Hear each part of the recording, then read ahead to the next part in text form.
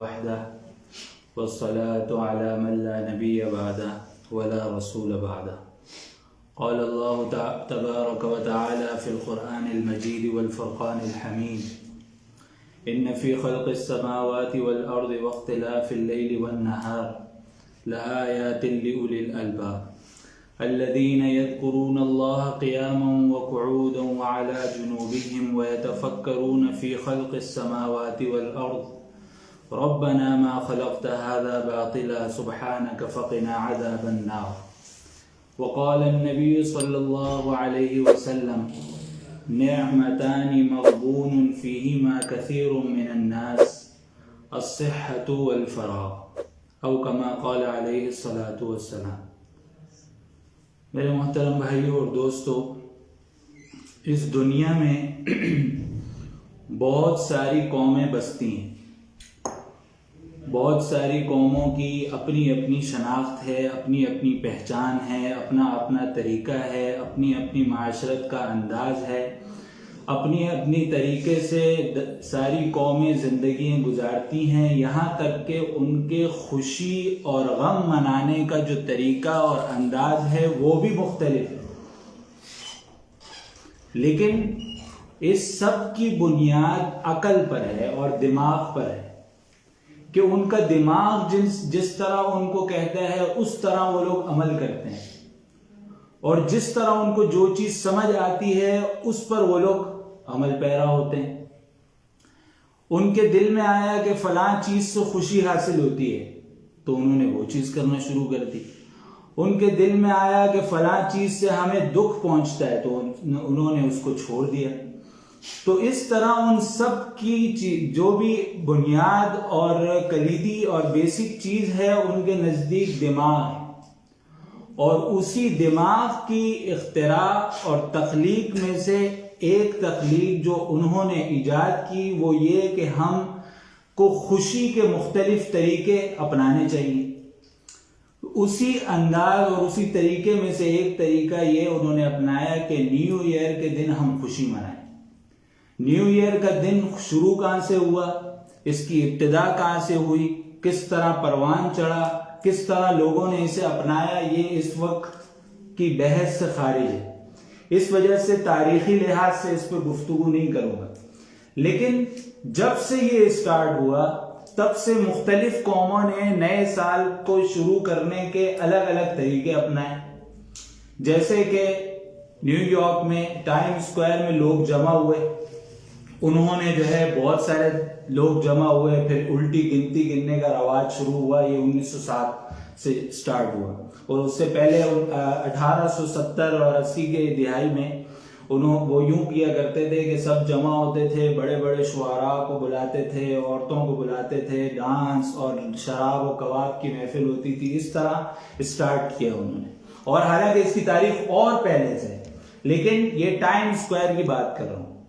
इसी तरह हांगकांग में जो विक्टोरिया हार्बर है वहां पर लोग जमा होते हैं, और मुसलमान ममालिक में बुर्ज खलीफा के इर्द गिर्द लोग जमा होकर जो है साल की आखिरी तारीख को जमा हुए और जो है ना उल्टी गिनती करना शुरू की। और हालांकि चेंजिंग इसमें कुछ भी नहीं है। अब देखा जाए तो उन्होंने एक चीज अपने ज़हन से इख्तिरा की कि हमें खुशी इससे मिलती है, तो उन्होंने वो चीज शुरू कर दी, और मुख्तलिफ कौमों ने तरीके अलग अलग इजाद किए। इसी तरह चाइना ने इल्मुल आदात के हिसाब से अपने सालों को जो है उससे शुरू किया, जानवरों की तरफ मंसूब किया, सांप, बिच्छू और इस तरह मुख्तलिफ चीजें। और आपको ये बात भी मालूम होगी कि चाइना वाहिद मुल्क है कि जिसने आतिशगीर मवाद और बारूद सबसे पहले बनाया, और हैरानगी होगी अगर वो लोग ये इस्तेमाल ना करें तो आतिशबाजी के सबसे ज्यादा मुजाहरे वहां पे भी होते हैं। और वहां पे एक और चीज बड़ी अजीब मनाई जाती है, वो ये कि सब लोग सुर्ख लिबास पहनते हैं, सुर्ख बिल्डिंगें सजाते हैं, इसी तरह सुर्ख लिफाफों में बच्चों को जो है ना, जिस तरह हम लोग ईद के दिन ईदी देते हैं वो लोग जो है ना ये देते हैं, तो उनके नजदीक इस तरह मनाया जाता है। और अगर थाईलैंड में चले जाएं तो वहां पर इस तरह मनाया जाता है कि लोग जो है ना एक दूसरे पर पानी फेंकते हैं, कि भाई हमारे जो है ना गुज़िश्ता साल के गुनाह इस तरह धुल जाए। इसी तरह चिल्ली एक वो है, वहां पर ये होता है कि आधी रात को साल शुरू होने से पहले ही वो मसूर की दाल 1 चम्मच अपने मुंह में डाल लेते हैं और साथ में जो है ना अपने पाँव के अपने कदमों में जो है ना पैसे रख लेते हैं कि ताकि जो अगला साल है हमारा खाने पीने में गुजरे और मालदार हों। इसी तरह ब्राज़ील है तो वहाँ पर यूँ होता है कि लोग जमा होते हैं और एक दूसरे को मुख्तलिफ तरीके से जो है, यानी हर किसी के साल मनाने का जो तरीका है वो अलग तरीके से उन्होंने एक जहनी तौर पर जमा ये किया कि हाँ वहाँ पर जो है ना सफ़ेद लिबास पहनते हैं। उन लोगों का अकीदा ये है कि हम लोग जो है बुरी रूहों से और गलत रूहों से बच जाएं, तो जब जो भी सफ़ेद लिबास पहनेगा वो बुरी रूहों से बच जाएगा। तो हर किसी ने अपने दिमाग से एक चीज़ घड़ी, फिर उसके मुताबिक अमल करना शुरू कर दिया। अब अगर आप जहन से सोचें तो आप लोगों को ये सारी चीज़ें मजाक और तफरी मालूम होगी कि यार ये क्या चीज़ है, ये मेरे और आप लोगों के लिए तो सरसरी चीज़ है। उसकी वजह यह है कि हमारे पास अल्लाह का दिया हुआ दीन है, इस वजह से हमें ये सारी चीज़ें फजूल और मजाक लगेंगी। लेकिन शरीयत का इसमें क्या वो है, अब देखो ये अकल थी तो अकल ने जहां तक रसाई हासिल की तो उसके मुताबिक उसने अमल किया। किसी ने किस तरीके से शुरू किया, किसी ने किस तरीके से शुरू किया। लेकिन इस्लाम और शरीयत इस बारे में क्या रहनुमाई करती है और इस चीज को किस तरीके से देखती है कि ये सालों का बदलना और दिन का तब्दील हो जाना, महीनों का तब्दील हो जाना, ये सेकंडों का मिनटों में और मिनटों का दिनों में और दिनों का महीनों में और महीनों का जो है सालों में किस तरह तबद्दुल और तगय्युर होता है, इसके पीछे तुम्हारे लिए क्या चीज है, उसके ऊपर मैंने एक आयत कुरान की पढ़ी कि अल्लाह ताला फरमाते हैं इन्न फी खल्क़िस समावाति वल अर्दि वख्तिलाफिल लैलि वन नहार, कि ये जो जमीन और आसमान है और रात और दिन का बदलना है, लआयातिल लिउलिल अलबाब, ये अक्लमंदों के लिए इसमें बहुत बड़ी निशानियां हैं। अल्लज़ीन यज़कुरून अल्लाह, जो अल्लाह को याद करते हैं, व यतफक्करून फी खल्क़िस समावाति वल अर्ज़, और यज़कुरून अल्लाह क़ियामन व क़ुऊदन व अला जुनूबिहिम, जो अल्लाह को उठते बैठते चलते फिरते याद करते हैं हर हाल में, और जो ज़मीन व आसमान के अंदर गौर व फिक्र करते हैं। व यतफक्करून फी खल्क़िस समावाति वल अर्ज़, ज़मीन और आसमान की तख्लीक के अंदर गौर व फिक्र करते हैं। फिर खल्क़िस समावाति वल अर्ज़ यज़कुरून अल्लाह क़ियामन व क़ुऊदन व अला जुनूबिहिम व यतफक्करून फी खल्क़िस समावाति वल अर्ज़, और फिर वो कह देते हैं, ये बात कह उठते हैं जब गौर व फिक्र करते हैं कि रब्बना मा खलक़्ता हाज़ा बातिला, या अल्लाह आपने ये चीज जो है फजूल में और बेमकसद नहीं बनाई, सुबहानक, और आप ये फजूल चीज बनाने में से पाक हैं, आप कोई चीज फजूल बना ही नहीं सकते। रब्बना फ़क़िना अज़ाबन नार, या अल्लाह हमें जहन्नुम के अजाब से अल्लाह बचा दीजिए। जो गौर व फिक्र करते हैं तो वो इस लिहाज से फिर देखते हैं, वो ये कहते हैं यार हम लोग दुनिया में आए तो आए क्यों। इंसान सोचता है, कभी सोचें कि हम लोग दिन गुजर रहे हैं और आए हम क्यों हैं और हमारे आने का मकसद क्या है, और आया ये मकसद पूरा भी हुआ या नहीं हुआ। तो आप सोचेंगे यार कि क्या हम लोग जिंदगी गुजार रहे हैं। हम जब कुरान से पूछते हैं कि या अल्लाह आपने हमें क्यों पैदा किया, तो अल्लाह ताला कुरान मजीद में फरमाते हैं कि वमा खलक़तुल जिन्ना वल इंसा इल्ला लियअबुदून, कि हमने इंसानों और जिन्नों को तो इस वजह से पैदा किया कि ताकि वो मेरी बंदगी करें, मेरी इबादत करें। वो इस वजह से नहीं पैदा किया कि वो जो है ना फजूल कामों में लग जाएं और फजूल जो मैंने माल दिया उसको जो है ना इसराफ में उड़ा दें। और इस्लामी ममालिक भी इस लिहाज से आगे बढ़ रहे हैं। अब बुर्ज खलीफा में 2016 की जो रिपोर्ट आई थी वो ये थी कि सिर्फ गिनीज वर्ल्ड रिकॉर्ड में लाने के लिए अपने आप को उसने 6 मिनट के अंदर 6 मिनट वहां पे न्यू ईयर में आतिशबाजी हुई और वहां पर 63 करोड़ रुपए की आतिशबाजी। अब कोई आदमी किसी को देखें आप कि वो 10 रुपए जला रहा है, आप उसको अक्लमंद कहेंगे? बोलेंगे यार ये बेवकूफ आदमी पैसे जला रहा है। और 63 करोड़ रुपए के बम और आतिशबाजी लेकर उसको आग में झोंक रहे हैं, ये अकलमंद है। और इनको अवार्ड भी दे रहे हैं, क्यों? इन्होंने बड़ा कारनामा अंजाम दिया। तो ये सारी चीजें, और हम बेगानी शादी में जैसे अब्दुल्ला दीवाना वाली बात है कि साल उनका शुरू हो रहा है और खुशी यहां पे मना रहे हैं, हैप्पी न्यू ईयर का मैसेज आ रहे हैं, जैसे बहुत बड़ा तीर मारा है। भाई जरा सोचो तो सही कि ये जो साल तुमने गुजारा है वो क्यों, क्या किया उसमें? हमारा साल एक कम हुआ है। इंसान का जब नुकसान होता है तो वो दुखी होता है या खुश होता है? दुखी होता है। साल कम हो रहा है, हम खुश हो रहे हैं। जिंदगी में आपका एग्जामिनेशन रूम में बैठे हुए हैं, जितना वक्त कलील होता जाता है, जितना वक्त खत्म होता जाता है, उतनी टेंशन बढ़ती है, यार मैंने अपना पेपर फिल नहीं किया। तो ये दुनिया भी एग्जामिनेशन हॉल है। कयामत के दिन कुरान करीम में है, सयुतरकून फीहा, वो लोग जो जहन्नुम की आग में धसे हुए होंगे, चीख कर चिल्ला रहे होंगे, रब्बना अखरिजना, या अल्लाह हमें यहां से निकाल दीजिए, नाअमल सालिहन गैर अल्लज़ी कुन्ना नाअमल, हम लोग नेक अमाल करेंगे जो हम नहीं करते थे, जो हमने आज से पहले नेक अमाल नहीं किए, हम लोगों को अब निकाल दीजिए कि हम लोग यहां से निकलें फौरन और आपके लिए सजदे में गिर जाएं, हम टाइम जाया ही ना करें। तो अल्लाह ताला जवाब देंगे, अवलम नुअम्मिरकुम मा यतज़क्करु फीहि मन तज़क्कर व जाअकुमुन नज़ीर, क्या तुम्हें उतनी उम्र नहीं दी थी मैंने कि अगर किसी अकलमंद आदमी को इतनी उम्र दी जाती तो उसमें नेक अमाल करता? और तुम्हारे पास तो डराने वाला भी आया था, और तुम्हें तो नबी भी इतने सारे भेजे थे। और मुफ्ती शफी साहब ने एक वाकया लिखा है इस आयत की जेल में कि एक आदमी था, उसकी इजराइल अलैहिस्सलाम से दोस्ती हो गई। इजराइल अलैहिस्सलाम कौन है?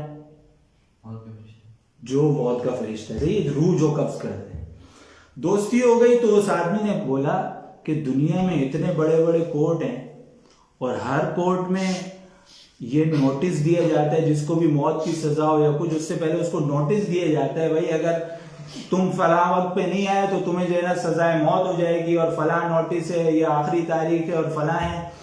इतनी दुनिया में जो कानून है उसमें तो ये कि नोटिस दिया जाता है, और तुम बगैर नोटिस के धमकते हो। तुम भी कोई नोटिस दिया करो ताकि हम जो है अपनी मौत की तैयारी कर लें, हम भी कुछ अमाल कर लें ताकि हम अल्लाह के यहाँ सुरखुरू हों, कामयाब हों। तो इजराइल अलैहिस्सलाम ये जवाब देते हैं कि मैं तो इतने नोटिस देता हूं कि तुम लोग मेरे नोटिस का नोटिस ही नहीं लेते, तो तुम्हें कैसे पता चलेगा?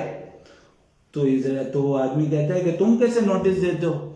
वो कहता है कि देखो, तुम कभी बीमार होते हो और बिल्कुल निढाल हो जाते हो, उसके बावजूद भी तुम्हें इस बात का यकीन नहीं आता कि ये जो मेरी सेहत मुझसे छिन गई है, ये मेरे को मौत के दयाने तक भी पहुंचा सकती है या नहीं? फिर मैं तुम्हें नोटिस देता हूं कि देखो तुम्हारा जो है ना बच्चा पैदा हो गया है, कि कोई पैदा हुआ तो ये इस बात का दायिया है कि कोई मरना भी है इसमें। कभी तुम्हारे मोहल्ले में किसी की वफात हो जाती है, वो भी एक नोटिस है कि देखो वो चला गया दुनिया से, तुम भी अपनी तैयारी कर लो। तो मैं इतने नोटिस देता हूं तो तुम लोग उसका नोटिस क्यों नहीं देते?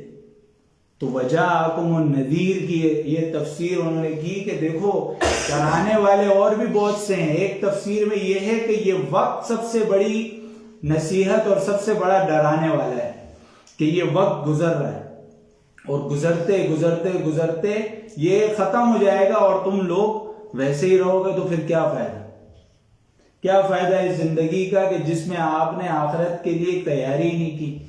ये दुनिया तो बीज बोने की जगह है, यहां जो बोगे वहां पर काटोगे। तो दुनिया के अंदर ये सारी चीजें जो है, ये वक्त का गुजरना, ये सालों का तब्दील होना हमारे लिए इबरत की निशानी है और हमारे लिए ये एक अमल का दायिया है कि हम लोग इस पर अमल करें, क्योंकि हमें जाना तो वही है। अब तो साइंस में भी ये बात, साइंस में भी ये साबित हो गया, साइंसी तौर पर भी, कि इंसान यहाँ की मखलूक नहीं।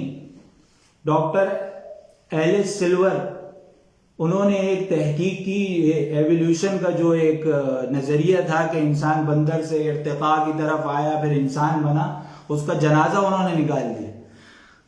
वो कहते हैं कि ये, और उनकी किताब है कि ह्यूमन आर नॉट फ्रॉम अर्थ, ये उनकी किताब का नाम है। और उन्होंने बाकायदा सर दलाइल दिए कि क्यों इंसान यहाँ की मखलूक नहीं है।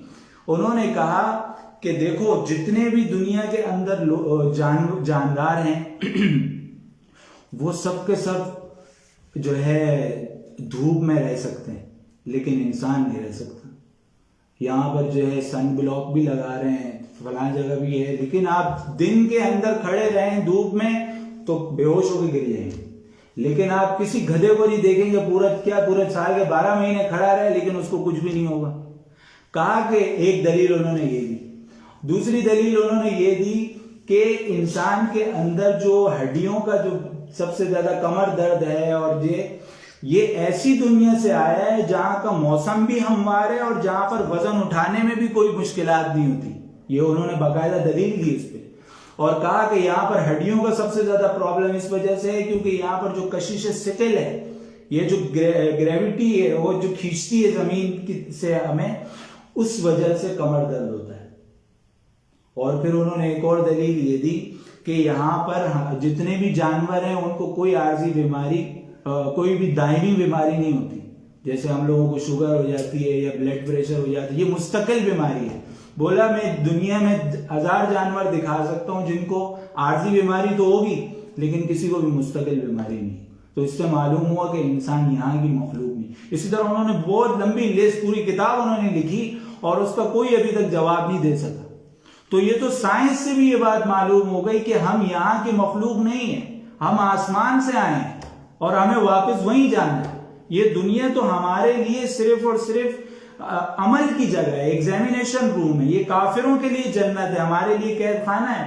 आप अलैहिस्सलाम ने फरमाया कि दुनिया सिजनुल मुमिन व जन्नतुल काफिर, कि ये जो दुनिया है ये मोमिन के लिए कैद खाना है, लेकिन काफिरों के लिए जन्नत है। तो अगर या तो हम ये कि आजाद घूमे और आजादाना हम लोग जो है ना सारा कुछ करें, तो फिर हम में और काफिरों में कोई फर्क नहीं रह जाएगा। फिर हम लोग भी उनकी तरह जो है ना आजाद हो जाएं और हम लोग भी उनकी तरह जो चीज में आए करें।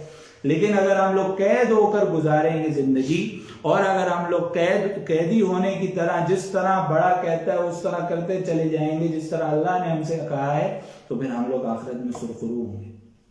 और दूसरी चीज ये कि ये जो वक्त गुजर रहा है ये वापस कभी नहीं आएगा। एक ताबी थे, उनसे किसी ने कहा कि जरा आइए यार गपशप लगाते हैं। उन्होंने कहा ये सूरज को रोक दो, अगर ये सूरज रुक गया तो इसका मतलब ये कि हमारे पास वक्त है, लेकिन सूरज तो मुसलसल, ये तो वक्त तो गुजर रहा है, वक्त को तुम नहीं रोक सकते, लिहाजा मेरे वक्त को भी जाया मत करो। हारून रशीद के दौर में एक आदमी था करतब दिखाने वाला, उसने इजाजत चाही कि बादशाह सलामत को जो है ना मैं करतब दिखाऊं, तो उन्होंने इजाजत दे दी हारून रशीद ने। फिर ये हुआ कि सारे वज़रा खड़े में, सारे लोग जमा हुए में कि अब जो है ना ये बड़ा बेहतरीन कोई करतब दिखाएगा।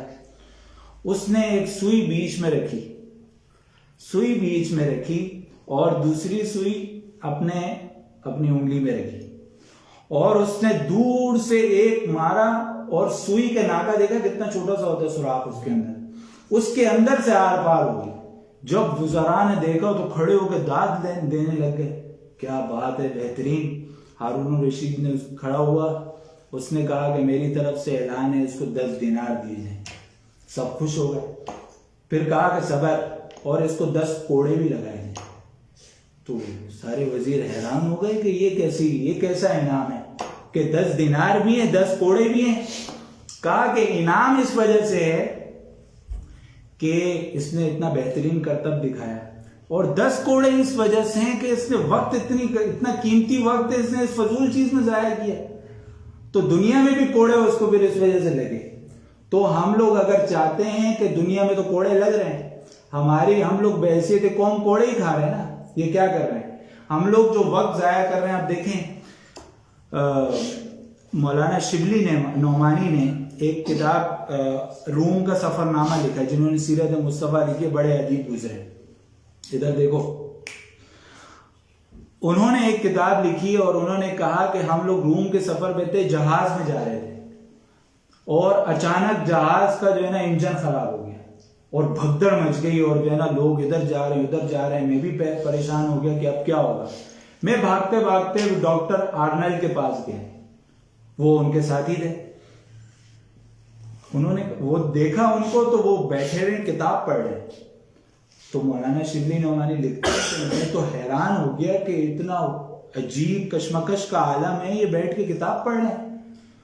तो मैंने डॉक्टर आर्नल्ड से कहा कि आप ये क्या कर रहे हैं, इंजन खराब हो गया, आपको पता है? उन्होंने कहा हाँ मुझे पता है। तो कहा कि आप इतने अजीब वक्त में भी किताब पढ़ रहे हैं? तो कहा कि मैं या तुम इंजन ठीक कर सकते हो? कहा कि नहीं। तो कहा कि हम लोगों की जिंदगी खतरे में? तो मौलाना शिबली नोमानी ने कहा हाँ खतरे में। तो कहा कि ये इतना कीमती वक्त है, हमारी जिंदगी का इतना सा वक्त है, इसको भी तुम काम में नहीं ला रहे, तुम भी बैठो आओ किताब पढ़ते हैं। तो ये गोरों से हम लोगों ने ये चीजें नहीं सीखी, हम लोगों ने अयाशी सीखी, हम लोगों ने पबजी सीखा, हम लोगों ने गेमें सीखी, लेकिन उनसे वक्त की कदर नहीं सीखी। और वो लोग जितनी वक्त की कदर करते हैं उतना हम लोग अगर करें तो हम लोग दुनिया की सबसे बुलंद कौमों में शुमार हो। पाकिस्तान की दुनिया में जो 500 यूनिवर्सिटीज हैं उसमें सिर्फ 2 यूनिवर्सिटी पाकिस्तान की, 500 यूनिवर्सिटीज। हमारे पास कोई भी बड़ा इंटरनेशनल अवार्ड नहीं तहकीक के मैदान में, कोई भी नहीं। ये मैं आपको बहुत ही अजीब बात बता रहा हूं। कितनी यूनिवर्सिटी है और कितने हमारे पास वक्त हैं, और कितना ऐसा भी नहीं है कि हमारे पास टैलेंट नहीं। इनफरादी तौर पे कह रहा हूं, यूनिवर्सिटी लेवल पे कोई अवार्ड नहीं है इंटरनेशनल तहकीकी तौर पर, कोई रिसर्च कोई वो नहीं, हालांकि हो रही है लेकिन उस लेवल की नहीं हो रही। अभी हम इतना साल पीछे एथोपिया की तरह, वो 7 साल पीछे। कहते हैं उनके जो है ना महीने, आखिरी जो महीना होता है वो 5 दिन का होता है। वो लोग हमसे पता नहीं 7 साल पीछे या 8 साल पीछे पूरी दुनिया से। तो हम लोग उनसे भी पता नहीं कितने 10 साल पीछे हैं, या टेक्नोलॉजी के लिहाज से मेरा ख्याल से 10 साल पीछे हैं या 15 साल पीछे। वो क्या वजह है कि हम लोग सो रहे हैं। यहाँ पे रवाज, वहां पे आप देखिए तो वहां पर लोग 4 बजे 5 बजे उठ के वॉक करते हैं और पता नहीं क्या क्या करते हैं, टाइम की पाबंदी है। 8 बजे वहां पे दुकानें वगैरह सब बंद, और यहाँ पे तो 8 बजे लोग शॉपिंग के लिए निकलते हैं। और दोपहर में अगर स्कूल या कॉलेज या काम के लिए ना जाना हो तो 10-12 बजे तक तो आप भूल लीजिए। वक्त की कदर करें, वक्त की अगर कदर नहीं करेंगे, इमाम शाफी ने कहा कि वक्त वो तलवार है काटदार कि अगर तुम उसको नहीं काटोगे तो वो तुम्हें काट देगा। और एक और बेहतरीन चीज वक्त की कदर के हवाले से एक नुस्खा बताऊं, और ये मुजर्रब नुस्खा है। आप इस एक हदीस को अपनी जिंदगी में अपना लें, आप इंशाल्लाह वक्त की कदर करने वाले बन जाएंगे, अल्लाह ने चाहा। उस हदीस को तावीज बना ले। तावीज बनाने का मतलब ये नहीं कि गले में टांग ले, तावीज बनाने का मतलब ये कि हर वक्त आपकी नजरों के सामने हो वो हदीस।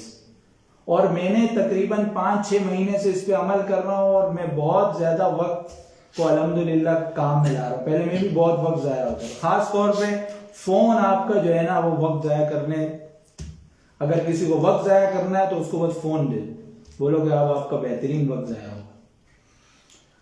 वो हदीस ये है कि आप अलैहिस्सलाम ने फरमाया कि मिन हुस्न इस्लामिल मर्इ तरकुहु मा ला यानी, कि आदमी के इस्लाम की बेहतरीन खासियत यह है कि वो उस चीज को तर्क कर दे जो फजूल है। आप बैठे हुए, मिसाल के तौर पर गाड़ी में बैठे हैं, फजूल गपशप लगा रहे हैं, ये भी फजूल है। आपके पास फोन है, उसमें किताब खोल के पढ़ लो। आप वैसे ही बैठे हैं, आप इस हदीस को ज़हन में लाओ, यार मेरे को वो चीज छोड़नी जो फजूल है, जिसका ना दुनिया में फायदा है ना आखिरत में फायदा है। ये चीज अगर आपने अपना ली, आप वैसे ही लेटे हैं, सुबह उठे बस फोन में लगे हुए हो, बिला वजह लगे हुए हैं, कोई मकसद नहीं है, बस वैसे ही स्क्रॉलिंग कर रहे हैं, यूट्यूब पे देख रहे हैं, फेसबुक पे वीडियोस देख रहे हैं, टाइम जाया हो रहा है। कितना कीमती टाइम आप जाया कर रहे हो। अगर इसकी कीमत अगर आपको पता चल जाए ना, तो आप लोग एक लम्हा भी जाया ना करो। मुफ्ती तकी उस्मानी साहब इस दौर में बहुत बड़े मुहक्किक हैं, वो कहते हैं कि वक्त को बचाने का सबसे अच्छा तरीका ये है कि वक्त को आप किसी काम में ले आओ। आप 2 काम कर रहे हो, बीच में तीसरे काम को भी ले आओ। उन्होंने कहा कि मेरी एक किताब है पुरनूर दुआएं, असर की अजान से नमाज के दरमियान जो वक्त है उसके दरमियान मैंने लिखी है। हर दिन एक दुआ, दूसरी दुआ, तीसरी दुआ, वो पूरी किताब बनी। उनकी कितनी किताबें आप गिन नहीं सकते। पढ़ना तो दूर की, हमारे वक्तों में बरकत क्यों नहीं है? उनको अगलों ने लिख ली किताबें और हमें पढ़ने का ही वक्त नहीं। क्यों? क्योंकि हम वक्त की कदर ही नहीं कर रहे। उन्होंने कहा कि मैं खाने के दरमियान जो खाना का इंतजार हो रहा होता है, अपना वो वक्त भी पहले से नोट कर लेता हूं कि यार मेरे को फलां टाइम में जो है ना उसको कॉल करनी है, फलां टाइम को उसको कॉल करनी है। अपने वक्त को आप इस तरह मैनेज करें कि यार मैं जो है ना कॉलेज से जब स्कूल जाऊंगा या कोचिंग आऊंगा और कोचिंग से घर जाऊंगा तो फिर उसके दरमियान जो वक्त है उसको मैं किस तरह इस्तेमाल में लाऊं। मेरा जो सोने से पहले का वक्त है उसको मैं किस तरह इस्तेमाल में लाऊं। जो खाना बन रहा है, अभी खाने पे वेट है, टीवी लगाया हुआ वैसे खामखा, उसको किस तरह इस्तेमाल में लाऊं। ये सारी चीजें वो हैं जो आपको इंशाअल्लाह बहुत ज्यादा फायदा देंगी। अल्लाह ताला मुझे और आपको वक्त की कदर की तौफीक अता फरमाए और ये जो अल्लाह ताला ने जिंदगी दी है इसकी सही मानों में आखिरत की तैयारी करने वाला बनाए और जिंदगी की कदर करने की तौफीक अता फरमाए। ये वक्त अगर चला गया तो कयामत में वापस नहीं आएगा। उस वक्त आप ये नहीं कह सकते या अल्लाह के मेरे को आप निकाल लें, जैसे कि मैंने कुरान की आयत सुनाई कि दोज़खी कहेंगे अल्लाह हमें छोड़ दीजिए कि हम लोग अब नेक अमाल करें। ऐसा कभी नहीं होगा। अभी ये जो वक्त अभी है जो पहले गुजर गया, आप खुद सोचो कि जो साल गुजर गया उसमें आपने क्या किया और जो आगे वाला साल आ रहा है इसमें आपकी क्या प्लानिंग है। एक होता है शॉर्ट टर्म प्लानिंग, एक होता है लॉन्ग टर्म प्लानिंग। आपकी दोनों में से क्या है? आपने इस हफ्ते की क्या प्लानिंग की है, इस महीने की क्या की है, इस साल की क्या की है? ये एक सवालिया निशान है और इस पे आप कारबान हो अभी से सोचें और फिक्र करें। अल्लाह ताला मुझको सबसे पहले और फिर आपको भी अमल की तौफीक अता फरमाए। व आखिर दवाना।